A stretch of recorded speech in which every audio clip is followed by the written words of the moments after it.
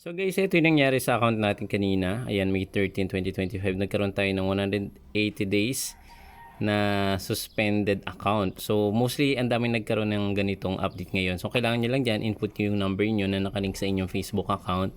And then kailangan nyo lang guys, ilagay yung one-time password. Pwede po yan sa WhatsApp or pwede sa mismong inyong inbox. So copy lang natin yan, then input natin dito. Paste lang natin. And then click confirm.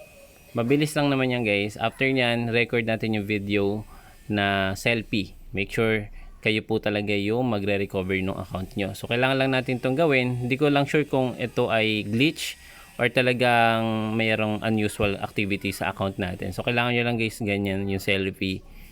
And isasabit nyo lang po yan dito kay Facebook. So maghihintay lang kayo niyan guys na ilang araw. Usually 2 to 3 business days yan. Iko-confirm lang po ni Facebook yan.